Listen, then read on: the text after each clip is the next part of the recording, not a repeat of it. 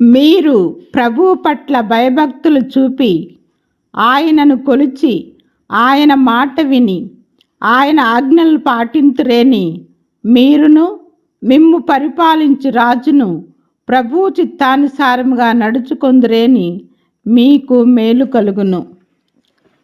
సమూవేలు మొదటి గ్రంథము 12వ అధ్యాయము 14వ వచనము. పితా పుత్ర పవిత్రాత్మ నామమున ఆమెన్. జ్ఞానవాణి వీక్షకులందరికీ శుభోదయం. ఈ రోజుల్లో చాలామంది మనుషులకు, పరిస్థితులకు, అధికారులకు భయపడుతూ ఉంటాం. ఎదుటి వారికి భయపడి 4 ముఖస్తుతి మాటలు, పరిస్థితులకు భయపడి 4 అబద్ధాలు, అధికారులకు భయపడి 4 నటనా పలుకులు పలుకుతూ ఉంటాం. ఇలా ఏదో మెప్పు కోసమో, పరిస్థితులను మన చేతిలో ఉంచుకోవడం కోసమో, లేక ఈజీ మనుగడ కోసమో భయపడుతూ బ్రతుకుతూ దేవుని పట్ల భయాన్ని, పాపం పట్ల భీతిని కోల్పోతున్నాం. దేవుని పట్ల భయభక్తులు ఉంటే కలిగే ప్రయోజనాలు ఏవి? ఆ భయాన్ని కోల్పోయి ప్రజలకు భయపడుతూ ఉంటే కలిగే నష్టాలు ఏవి? ఇప్పుడు తెలుసుకుందాం. దేవునికి భయపడటం అంటే దైవం యొక్క ఉనికిని గుర్తించి ఆయన ఆజ్ఞలకు లోబడటం, పాపభీతిని కలిగి ఉండడం, అంతరాత్మ యొక్క స్థితిని ఉన్నతంగా ఉంచుకుంటూ స్వీయ గౌరవాన్ని సంపాదించుకోవడం. It is a fear of divine. There is a fear of punishment also. Survival కోసమో, బ్రతుకు తెరువు కోసమో, అధికారుల కోసమో, ఆశించినది జరగటం కోసమో, ఇతరులను ప్రీతిపాత్రులను చేయటం కోసమో ఇతరులకు భయపడతాం. It is a fear of persons. అందుకే అగుపడే వాటిని లేదా శరీరాన్ని నాశనం చేసే వారి నిమిత్తం భయపడకండి అని పరిశుద్ధ గ్రంథం చెప్తుంది. దేవుని పట్ల భయభక్తులు లేకపోతే వచ్చే నష్టం ఏమిటో ద్వితీయోపదేశ కాండంలో చాలా చక్కగా వివరించబడింది. పరిశుద్ధ గ్రంథంలో వ్రాయబడిన అన్ని తెగుళ్ళు, దేవుని ఉగ్రత, వివిధ శ్రమలతో పాటు రాయబడని అనేక రకాల అంటువ్యాధులు, రోగాలు, నష్టాలు జరుగుతాయి. పరిశుద్ధ గ్రంథంలో ఇశ్రాయేలు ప్రజలకు వచ్చిన అంటువ్యాధులన్నీ, రోగాలన్నీ, ప్రభుని కోపాగ్ని అన్నీ దేవునికి భయపడని వారి మీదకి వస్తాయని, అంతేకాకుండా వ్రాయబడని కొత్త వైరస్లు, వింత మరణాలు, అననుకూల సంఘటనలు, ప్రతికూల వాతావరణాలు, అవాంతర ప్రకృతి విస్ఫోటాలు జరుగుతాయని పరిశుద్ధ గ్రంథము క్లియర్గా చెప్పబడుతుంది. ఇర్మియా గ్రంథము 5వ అధ్యాయము 22వ వచనము. మీరు నన్ను గాంచి భయపడనేలా, నా ఎదుట గడగడ వణకనేలా, నా మాట విని సాగరము శాశ్వతంగా దాని పరిధిని దాటదు, సముద్రపు అలలు ఎల్లలు దాటవు. అలలు ఘోషించును గాని ఆ మేరను అతిక్రమించవు.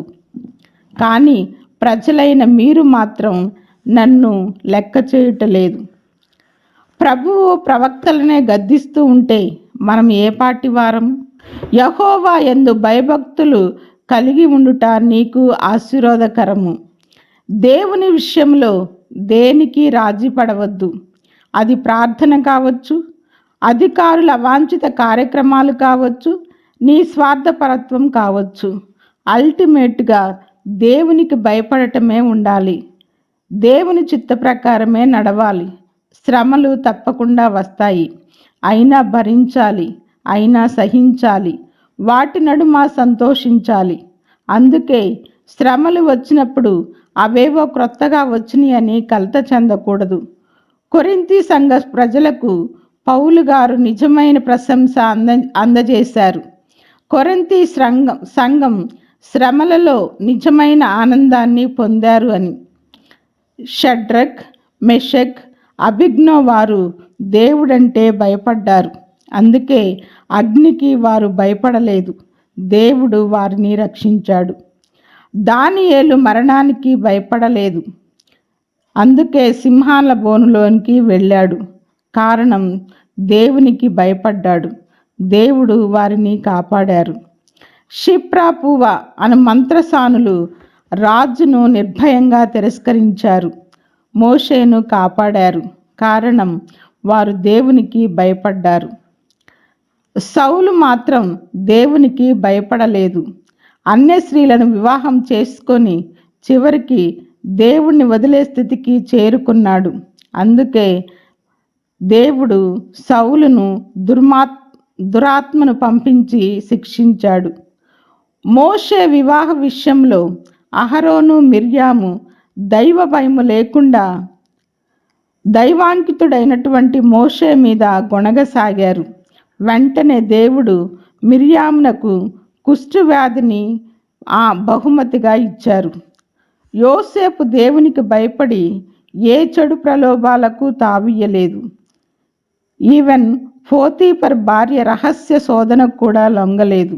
అందుకే యోసేపును దేవుడు హెచ్చించాడు.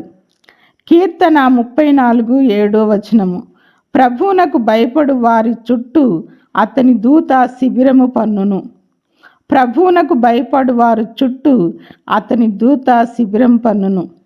9 భక్తిమంతులారా, మీరు ప్రభువునకు భయపడుడు, అప్పుడు మీకు ఏ కొదవయు ఉండదు. హెబ్రీ పత్రిక 5:7 దేవునికి భయపడుట వలన కలుగు 4 ప్రయోజనాలు అక్కడ వివరించబడ్డాయి. దేవునికి భయపడు వారిని దేవుడు అంగీకరిస్తాడు. దేవునికి భయపడు వారిని దేవుడు దీవిస్తాడు. దేవునికి భయపడు వారిని దేవుడు హెచ్చిస్తాడు. దేవునికి భయపడు వారిని దేవుడు రక్షిస్తాడు. కనుక మానవులకు కాకుండా మన అంతరాత్మను ఎరిగిన దేవునికి భయపడుడు. సామెతల గ్రంథము 3:10 దేవుని యందు భయభక్తులు చూపుట విజ్ఞానమునకు మొదటి మెట్టు. 27 దేవుని పట్ల భయభక్తులు చూపువాడు దీర్ఘాయుష్మంతుడగును. దేవునికి భయపడుతూ జీవించు వారు జీవితంలో ఎదురయ్యే ఎలాంటి గట్టి పరిస్థితులనైనా, ఎలాంటి సమస్యలనైనా సునాయాసంగా ఎదుర్కొని సంతోషంగా, సమాధానంగా, నిబ్బరంగా జీవించగలరు. వారి ఆనందానికి అవధులే ఉండవు. కనుక దేవుని పట్ల భయభక్తులు చూపుదాం. అప్పుడు దేవుడు మనలను, మన సంస్థను, మన అధిపతులను కాచి కాపాడి దీర్ఘాయుష్మంతులను చేయును. పితా, పుత్ర, పవిత్రాత్మ నామమున ఆమెన్.